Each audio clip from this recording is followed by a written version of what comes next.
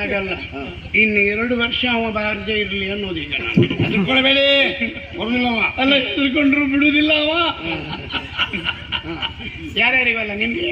ನಿನ್ಗೆ ನನಗ ಕಾರಣ ನನಗೆ ಇಷ್ಟು ಬೇಗ ಮದುವೆ ಅಂದ್ರೆ ನೀವು ಸಾಯೋವರೆಗೆ ಇಲ್ಲೇ ಅನ್ನ ತಿಂಗಳು ಸಾಯುದಂತ? ಹಾಗಲ್ಲ, ಮತ್ತೆ ಅಪ್ಪ ಬೇರೆ ಮನೇಲಿಲ್ಲ.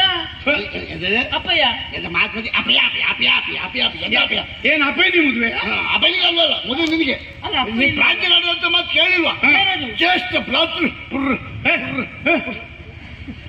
ಇವತ್ತು ಮಧ್ಯಾಹ್ನ ಪದಾರ್ಥ ಅಂತ ಅದೇ ಪಿತೃ ಸಮಾನ.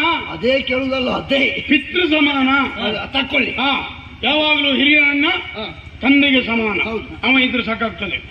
ಅಪ್ಪನ ಹೇಳಿ ಕಳಿಸಿದ್ದು ಮದುವೆ ಮಾಡುವಂತ ಹಾಗಲ್ಲ, ನಾ ಹುಡುಗನ್ ನೋಡಿದ್ರೆ ಯಾರು ಏನು ಎಂತದ್ದು ಗೊತ್ತಿಲ್ಲ.